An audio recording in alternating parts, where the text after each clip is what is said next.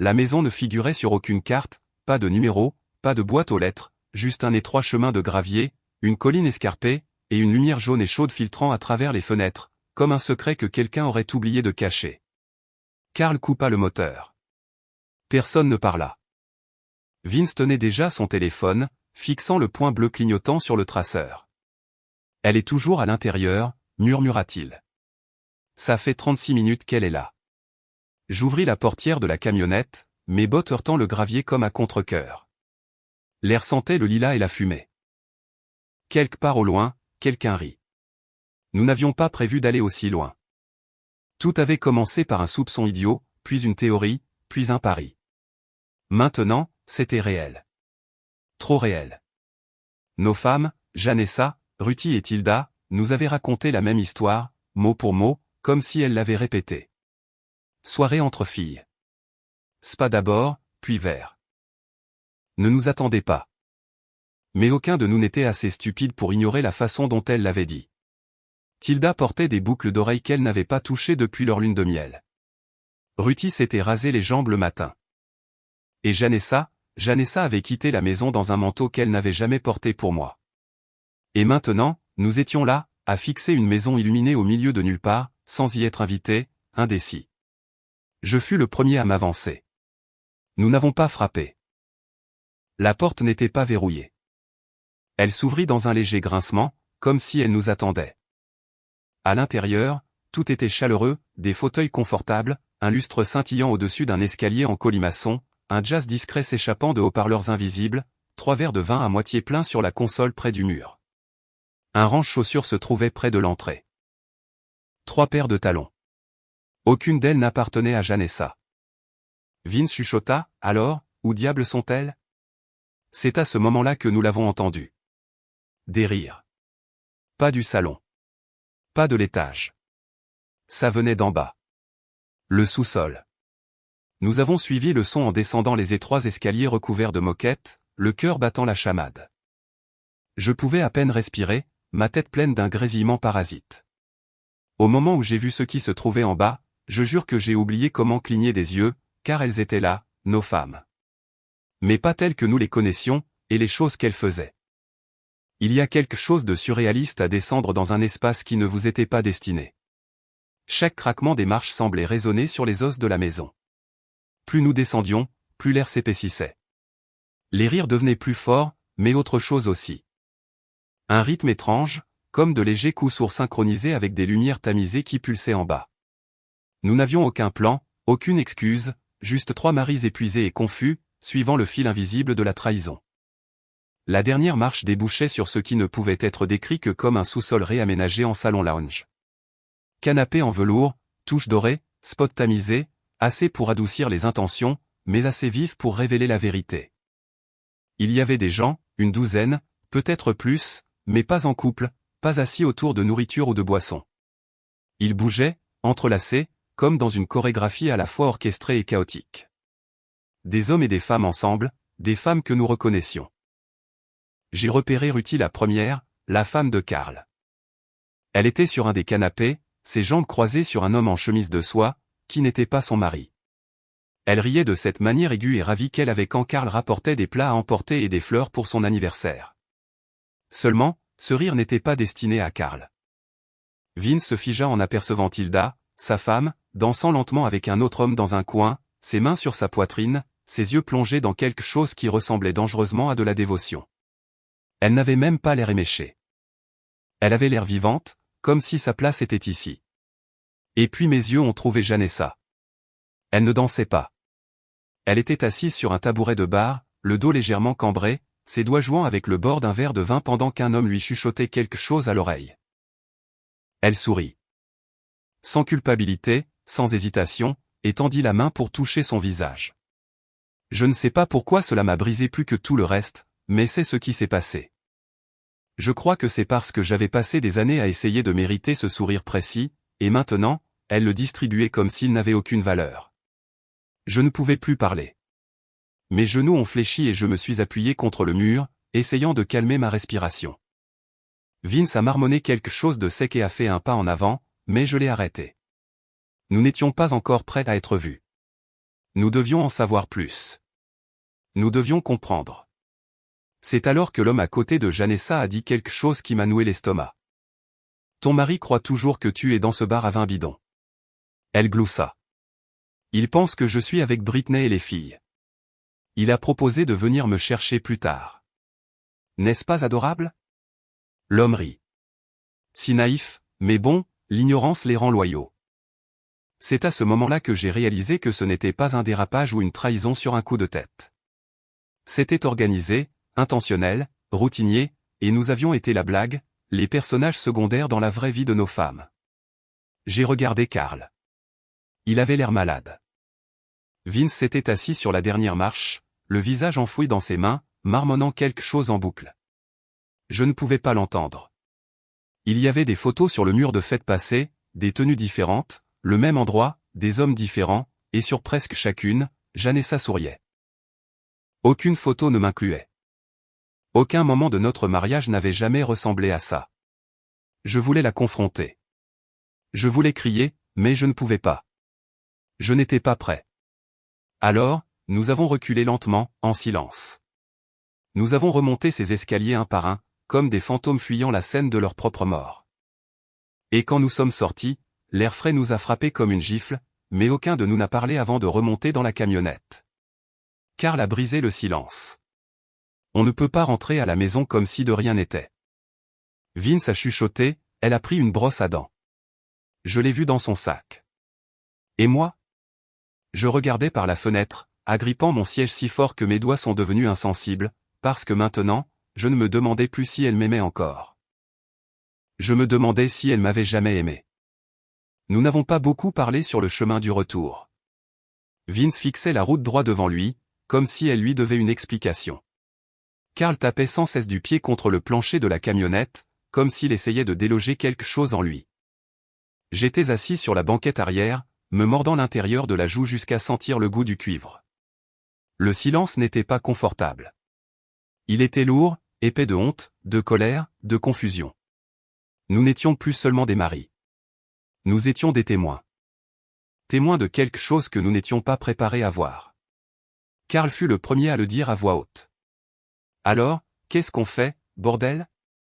Personne n'a répondu tout de suite. Que pouvions-nous dire? Je ne voulais pas rentrer chez moi, mais je ne voulais être nulle part ailleurs non plus. La maison que Janessa et moi avions mis des années à construire, à peindre les murs, à installer des étagères, à plier des serviettes côte à côte, me semblait soudain un décor de théâtre. Un mensonge fait de plaques de plâtre et de rideaux assortis. Tout ce que je pensais être à nous me semblait maintenant un accessoire dans l'histoire de quelqu'un d'autre. Quand j'ai finalement franchi la porte d'entrée, le silence m'a frappé comme un avertissement. Janessa n'était pas encore rentrée. J'ai regardé l'horloge, 23h52. Elle avait dit qu'elle serait peut-être en retard, mais il était clair maintenant qu'elle n'avait jamais eu l'intention de revenir avant minuit. Je suis resté un moment dans le salon, à regarder le canapé, puis le verre de vin vide sur la table, puis la photo encadrée de nous devant le Mont Rainier, à l'époque où les sourires ne semblaient pas répétés. Je ne sais pas ce qui m'a poussé à aller dans le placard. Peut-être que je voulais voir si sa brosse à dents manquait vraiment. Peut-être que je cherchais des signes. Honnêtement, je ne me souviens pas. Mais ce que j'ai trouvé n'était pas seulement un signe. C'était une histoire. Derrière ces manteaux, rangés dans une boîte que je n'avais jamais remarquée, se trouvaient deux petits albums photos. L'un était recouvert de simili-cuir et portait ses initiales gravées. Je l'ai ouvert et l'ai instantanément regretté, mais je ne pouvais pas m'arrêter. Les premières photos semblaient assez inoffensives. Des fêtes auxquelles je n'étais pas invité, des vacances dont je n'avais jamais entendu parler. Puis les photos ont changé.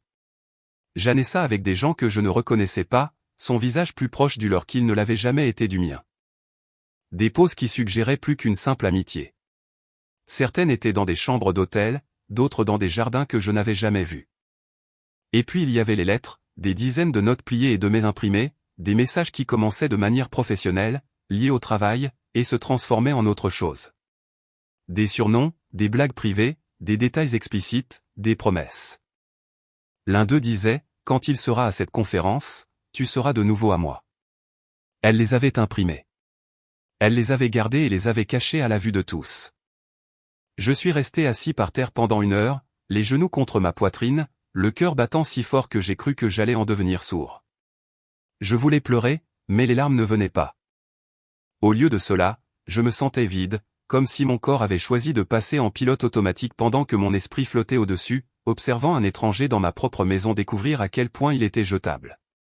Peu après 1h du matin, j'ai entendu la porte d'entrée. Ses clés ont tinté comme un carillon. Décontractée, imperturbable. Elle est entrée, sentant le parfum, le vin et quelque chose que je ne pouvais pas nommer mais que je détestais instinctivement. « Salut », dit-elle, comme si de rien n'était. « Tu es encore debout ?» Je n'ai pas répondu.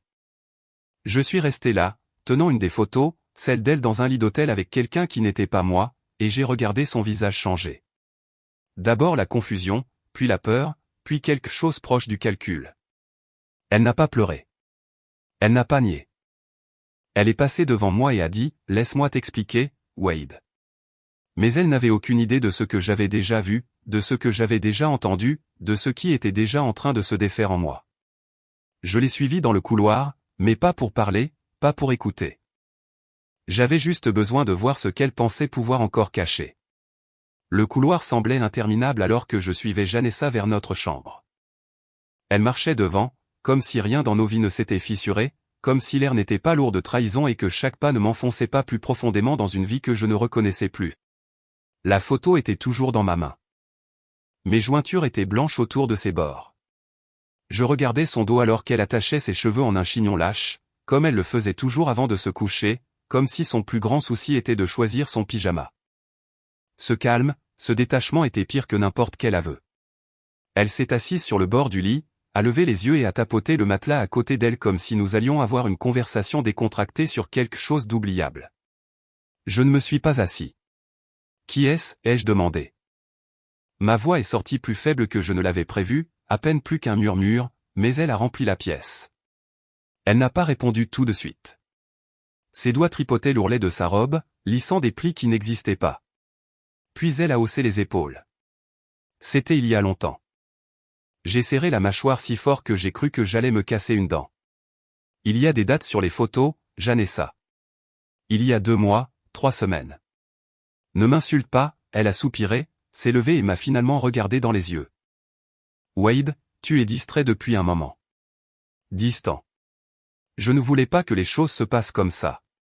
C'est à ce moment-là que j'ai réalisé à quel point nous nous étions éloignés et à quelle distance elle avait couru sans même que je m'en aperçoive. Elle ne pleurait pas. Elle n'était même pas paniquée. Son ton était calme, répété, comme si elle avait écrit ce script 100 fois dans sa tête et qu'elle avait enfin l'occasion de le jouer. J'ai essayé. D'accord, a-t-elle continué. J'ai essayé de rester, mais nous n'étions plus sur la même longueur d'onde. Mes mains tremblaient. J'ai ouvert le second album photo, celui que je n'avais pas encore regardé, et j'ai brandi la photo d'elle portant la robe noire que je lui avais achetée pour notre dîner d'anniversaire l'année dernière. Sauf qu'elle n'était pas avec moi sur la photo. Elle était avec lui, assise sur une terrasse sur le toit, une coupe de champagne à la main, son bras drapé autour d'elle comme s'il avait toujours eu sa place là. Cette robe, ai-je dit, ma voix tremblante. Tu as dit que tu l'avais abîmée à la machine. Tu as dit que tu l'avais jetée. Elle n'a rien dit. Pas même un tressaillement. Tu l'as portée pour lui, n'est-ce pas? Toujours rien. Mon estomac se noie. Je n'étais même plus sûr d'être en colère. Je me sentais juste vide, jeté, comme si toutes les années que j'avais passées à l'aimer avaient été mises en boîte et expédiées sans adresse de retour. J'ai tellement abandonné pour nous, ai-je dit. J'ai refusé ce poste à Denver parce que tu ne voulais pas déménager. J'ai raté le voyage de pêche avec mon père parce que ta sœur avait besoin d'aide pour déménager. J'ai tout sacrifié pour construire cette vie avec toi. Elle a détourné le regard. Je ne t'ai jamais demandé de faire ces choses. Cela a frappé plus fort que tout ce qu'elle aurait pu dire, non pas parce que ce n'était pas vrai, mais parce que ça l'était. J'avais tout offert de mon plein gré et maintenant elle traitait cela comme si j'avais simplement fait de mauvais investissements qu'elle n'avait jamais approuvés. Je n'ai pas haussé le ton. Je n'ai pas jeté les photos, ni frappé un mur, ni exigé de réponse. Je me suis juste assis, j'ai ouvert le tiroir de ma table de chevet et j'ai sorti l'enveloppe que j'avais préparée plus tôt dans la journée, celle que je n'aurais jamais pensé avoir besoin d'utiliser. À l'intérieur se trouvait un document imprimé que j'avais tapé la nuit où nous les avions suivis jusqu'à cette maison. Je l'ai fait glisser sur le lit jusqu'à elle. « Qu'est-ce que c'est » a-t-elle demandé. « Lis-le. » Elle a ouvert l'enveloppe. Ses yeux ont parcouru les premières lignes. Son visage a changé pour la première fois, très légèrement. Son sourcil a tressailli. Sa mâchoire s'est crispée. C'était l'ébauche d'un accord de séparation. Rien de final. Rien de légal. Juste ma ligne dans le sable. « C'est une menace » a-t-elle demandé doucement. « Non » ai-je dit. « C'est un miroir. Tu as fait tes choix. Maintenant, je fais les miens. » Elle a plié le papier soigneusement, l'a posé sur la table de chevet et a dit « Tu sais que ce n'est pas seulement à propos de moi, n'est-ce pas? Tu n'as pas vraiment été présent, Wade. Tu vis dans ta propre tête. » J'ai hoché la tête. « Et toi, tu vivais dans les bras de quelqu'un d'autre. » Nous n'avons rien dit après ça pendant un moment. L'horloge tournait. Une voiture est passée. Quelque part dans la maison, le réfrigérateur s'est mis en marche avec un faible bourdonnement. Il semblait absurde que le monde n'ait pas cessé de tourner.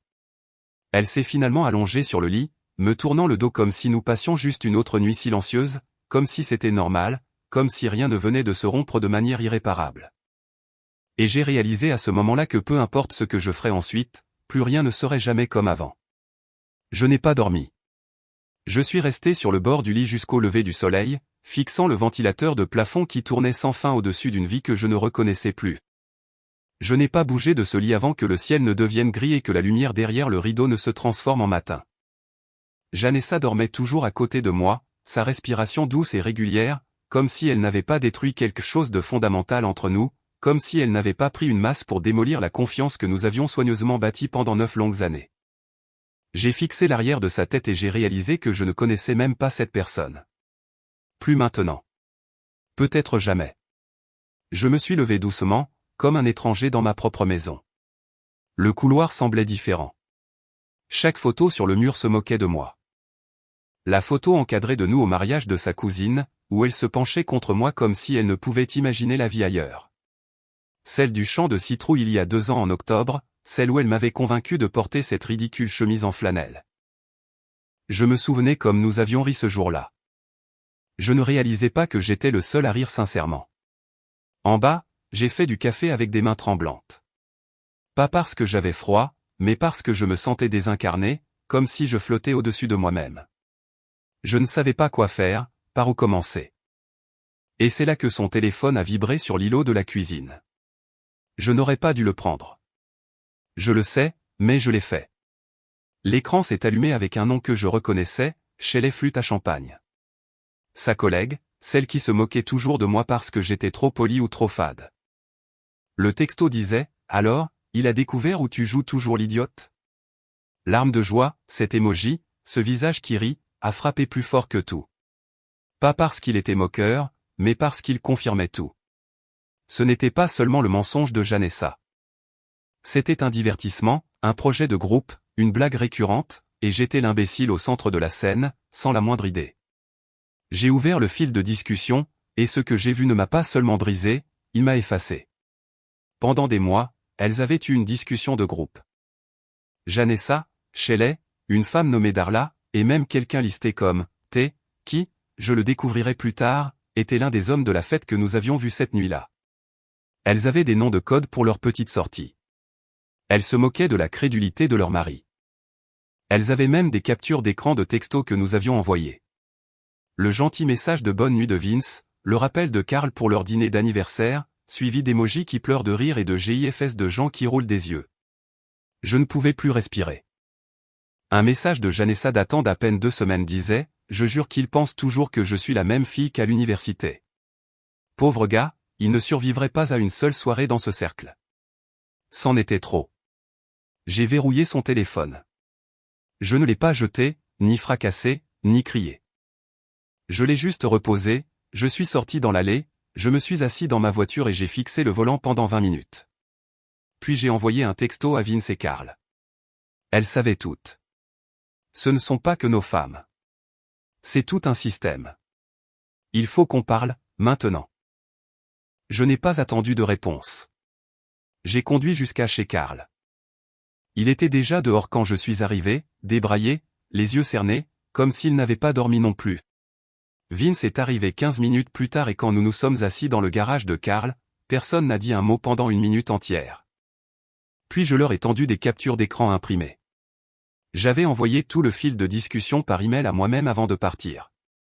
Vince a lu en silence, puis les a passés. Karl n'a même pas fini de lire avant de se lever et de commencer à faire les 100 pas. Il n'arrêtait pas de marmonner, elle m'a menti en pleine face. Elle a menti et souri et m'a touché la main en le faisant. Ce n'était pas seulement qu'elles avaient trompé. C'était la suffisance, le travail d'équipe, la facilité absolue avec laquelle elles l'avaient tissé dans leur vie quotidienne. Nos mariages n'étaient pas fissurés. Ils étaient mis en scène. Il faut leur dire qu'on sait, a finalement dit Karl. On ne peut pas continuer à faire semblant. Non, ai-je dit. On ne peut pas faire ça comme ça. C'est ce à quoi elle s'attendrait. Une confrontation larmoyante, une sortie dramatique. Elles vont retourner la situation, pleurer, nous blâmer, nous faire sentir que c'est nous qui avons causé ça. Vince a haussé un sourcil. Alors, qu'est-ce qu'on fait? J'ai pris une profonde inspiration. On termine, mais selon nos termes. En silence. Avec précision. Et on s'assure qu'elles ne puissent pas s'en sortir avec des paroles. Ils m'ont regardé comme si une deuxième tête m'avait poussé. Karl a cligné des yeux. Wade. Tu es en train de dire qu'on leur tend un piège.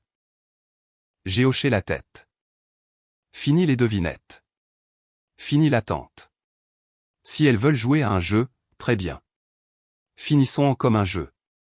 Mais cette fois, c'est nous qui avons les cartes en main. Ce qui a suivi n'était pas de la colère. Ce n'était pas de la vengeance. C'était de la clarté. Si Janessa pouvait vivre une double vie juste sous mon nez, alors je pouvais défaire la sienne sans qu'elle s'en aperçoive, un morceau à la fois. La décision de rester silencieux fut plus difficile que je ne le pensais. Chaque mot que Janessa me disait après cette nuit sonnait comme un parasite. Je hochais la tête, souriais, et même riais lorsqu'elle faisait une de ces petites blagues prévisibles pendant le dîner. Mais à l'intérieur, je disséquais tout, sa façon de se déplacer dans la maison, la fréquence à laquelle elle vérifiait son téléphone, quelle tenue elle portait et quand. Il ne s'agissait plus seulement de rassembler des preuves. Il s'agissait de contrôler le moment de l'impact. Karl, Vince et moi avons créé un dossier partagé. Nous l'avons intitulé quelque chose de banal, documenté au cas où quelqu'un tomberait dessus. Dedans, nous avons déversé des captures d'écran, des clips vidéo, des reçus, des enregistrements de messagerie vocale, des journaux de calendrier et des photos. Nous avions des horodatages, des messages vocaux. Un clip montrait même Janessa dans un parking souterrain à 23h24, montant à l'arrière d'une voiture argentée avec T, l'homme de la fête au sous-sol. Elle regardait par-dessus son épaule. Elle souriait, puis la portière s'est fermée. Vince avait commencé à retirer discrètement de l'argent de leur compte joint pour le mettre de côté dans une banque privée. Karl avait installé une caméra cachée dans sa chambre d'amis car Ruthie avait commencé à l'utiliser pour des appels professionnels pendant la journée. Une semaine plus tard, nous avions des images d'elle en lingerie lors d'un appel vidéo, envoyant des baisers à un certain M, et disant « Il pense toujours que je suis juste épuisé après le travail. » Quant à moi, je ne fouillais plus dans les affaires de Janessa. Je n'en avais plus besoin.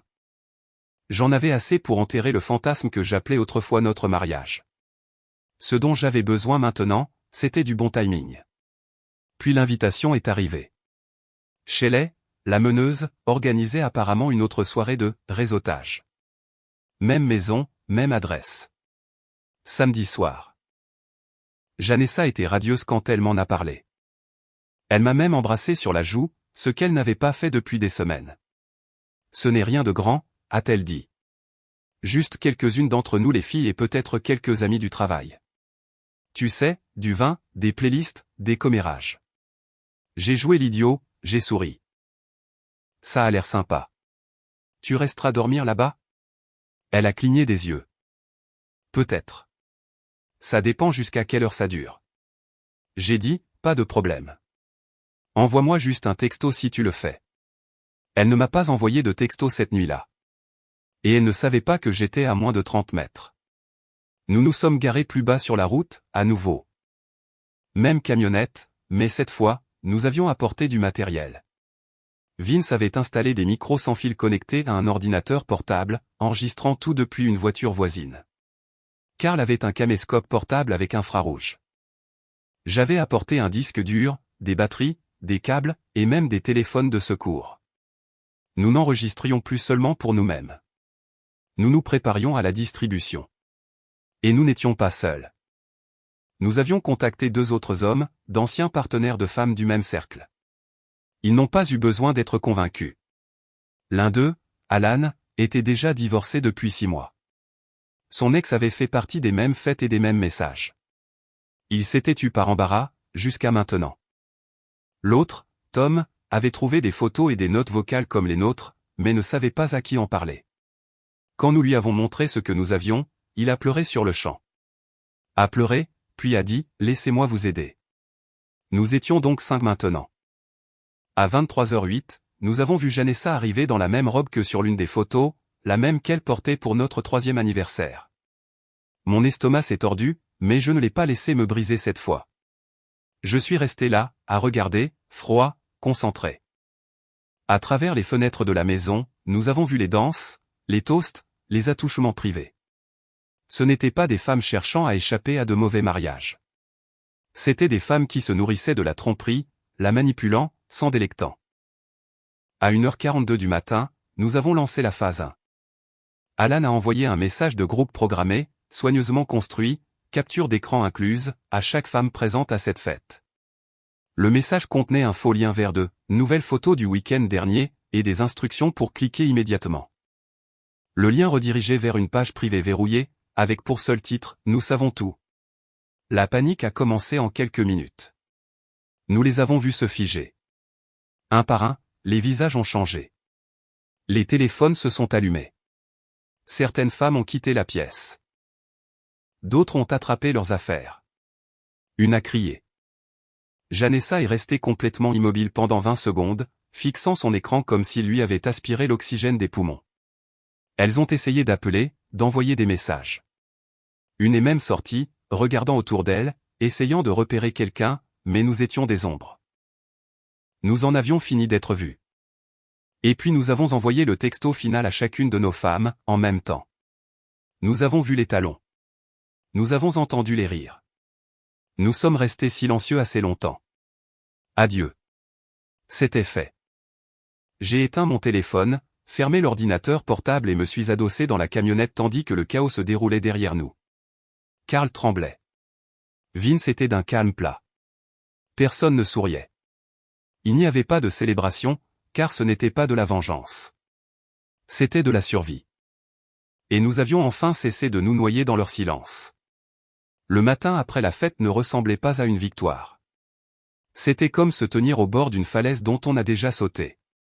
L'apesanteur, le vent qui siffle, mais encore aucun signe de l'endroit où l'on va atterrir. J'étais assis seul dans ma voiture devant un box de stockage que j'avais loué 2 semaines plus tôt sous un faux nom. À l'intérieur se trouvaient les cartons que j'avais faits en silence ces dernières nuits pendant que Janessa dormait, croyant que tout était revenu à la normale. Mes vêtements, mes documents, la photo de ma mère pour son dernier anniversaire, la montre que mon père m'avait donnée avant de mourir. Tout ce que je voulais emporter avec moi quand j'arrêterais de prétendre que j'avais un foyer. À 8h13, mon téléphone a sonné pour la 7e fois. Janessa. Je l'ai laissé vibrer jusqu'à ce qu'il se taise, encore et encore. Elle avait déjà envoyé des messages. Où es-tu? Qu'est-ce que c'est que ça? Wade, tu réagis de manière excessive. Le plus récent disait simplement, parle-moi, s'il te plaît. Mais elle n'avait pas voulu parler depuis des mois. Maintenant que le silence n'était plus sous son contrôle, elle paniquait. J'ai finalement éteint complètement le téléphone. Vince avait conduit 4 heures vers le nord pendant la nuit pour rester chez son frère. Carl, j'ai appris plus tard, avait laissé une simple note sur la commode de Ruthie et était monté dans un avion pour Phoenix avec rien d'autre qu'un bagage à main et les vêtements qu'il portait. Nous ne nous étions pas raconté les détails de nos départs, non pas par manque de confiance, mais parce que ce n'était plus un effort de groupe. Nous nous étions soutenus pendant l'effondrement. Maintenant, nous devions affronter les conséquences seuls. En milieu de matinée, Janessa s'est présentée à l'appartement que j'avais secrètement loué la semaine précédente. Je ne sais pas comment elle l'a trouvé. J'avais été prudent, bail séparé, aucun document partagé, payé en espèces. Mais elle était pleine de ressources quand il le fallait. J'ai entendu sa voix avant de la voir. Elle criait à travers l'entrebâillement de la porte, son ton frénétique, oscillant entre la fureur et la supplication. Wade, tu ne peux pas juste disparaître. Nous avons une vie. Nous avons des factures. Tu n'as pas le droit de disparaître à cause d'une erreur. Une erreur. J'ai ouvert la porte juste assez pour voir ses yeux. Elle ne ressemblait en rien à la femme confiante de ce salon en sous-sol. Son mascara avait coulé, ses cheveux étaient en désordre, sa respiration saccadée, mais elle n'avait toujours pas l'air désolée.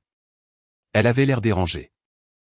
Elle s'est avancée pour entrer, mais je l'ai bloquée avec mon corps. Tu n'entres pas, sa bouche s'est ouverte, puis refermée. Tu ne le penses pas. Nous devons parler. Tu m'as tendu une embuscade avec ce message. C'était quoi, ça? Ça, ai-je dit lentement, c'était ta seconde vie qui te rattrapait. Elle a essayé de se reprendre. Tu aurais pu simplement demander. On aurait pu arranger ça. J'ai penché la tête. Tu avais des messages, des lettres d'amour imprimées, tu portais mes cadeaux pour d'autres hommes. Et tes amis riaient dans mon dos pendant que tu jouais la victime à la maison. Quelle partie de tout ça te fait dire arranger ça? Elle a cligné des yeux rapidement. Je ne savais pas comment te le dire. Tu n'as pas essayé. Le silence entre nous s'est étiré, long et fin. Elle a finalement dit, et maintenant? Tu t'en vas, tout simplement? Après tout ce qu'on a vécu? Je n'ai pas répondu. J'ai tendu la main derrière moi, j'ai attrapé une enveloppe scellée sur la petite table près de la porte et je la lui ai tendue. À l'intérieur se trouvaient des documents notariés, un résumé complet de ce que je savais, de ce que j'avais et de ce que j'étais légalement en droit de prendre en partant. Il y avait aussi une liste de mots de passe que j'avais effacés, ma part des économies communes transférées, et une déclaration signée me retirant du bail de la maison, que, comme je l'avais découvert 2 jours plus tôt, elle avait discrètement refinancé sans me le dire. Elle a déchiré l'enveloppe, parcourant les pages comme si elle lisait une langue étrangère. Puis elle a levé les yeux. Tu as vraiment planifié tout ça? J'ai hoché la tête. Et tu n'as jamais pensé une seule seconde qu'on pourrait arranger les choses? J'ai croisé son regard et j'ai dit, tu ne pensais pas que je le découvrirais. Ce n'est pas quelque chose qu'on arrange. C'est quelque chose qu'on enterre. Et ce n'est pas moi qui serai 6 pieds sous terre. Elle n'a plus rien dit après ça. Elle a juste reculé, a baissé les yeux sur l'enveloppe dans sa main, et s'est détournée. J'ai refermé doucement la porte derrière elle. Pas de claquement, pas de drame, juste la finalité. Cet après-midi-là, j'ai reçu un message d'un numéro inconnu. C'était Alan, l'un des hommes qui nous avait rejoints cette nuit-là. Il disait, 3 autres se sont manifestés. 2 maris, un fiancé. Le cercle était plus grand que nous ne le pensions. C'est en train de s'effondrer. Je n'ai pas répondu tout de suite. Je suis resté assis au milieu de ce petit appartement, entouré de cartons et du bourdonnement du néant, et j'ai laissé le silence s'installer autour de moi comme une couverture que j'avais méritée. Ce n'était pas une conclusion. Pas encore. Mais c'était la liberté. Et pour l'instant, c'était suffisant. 6 mois plus tard, je me suis retrouvé assis dans un petit café au bord d'une ville où je n'aurais jamais pensé vivre. Le genre d'endroit où les gens vous saluent encore en traversant la rue et où les baristas se souviennent de votre nom sans vous le demander. Je sirotais quelque chose de trop amer, regardant la pluie strier la fenêtre, et j'ai réalisé que je n'avais pas pensé à Janessa depuis des jours. Ni avec colère, ni avec le cœur brisé, pas du tout. Je ne prétendrai pas que ça a été facile d'en arriver là. Les premières semaines après mon départ ont été brutales. Il y a eu des nuits où j'ai dormi sur un matelas pneumatique dans une pièce à moitié vide et j'ai fixé le plafond jusqu'à l'aube. Je doutais de tout. Avais-je réagi de manière excessive? Aurais-je dû me battre plus fort? La douleur s'atténuerait-elle un jour? Mais ensuite, les appels ont cessé. Les messages se sont raréfiés. Et un jour, je me suis réveillé et je n'ai pas vérifié mon téléphone en premier. J'ai préparé le petit déjeuner. Je me suis assis dehors. J'ai existé, tranquillement. Et pour la première fois depuis des années, je n'avais pas l'impression de jouer un rôle pour qui que ce soit. Karl a fini par envoyer une photo de lui, souriant à côté d'un canyon désertique.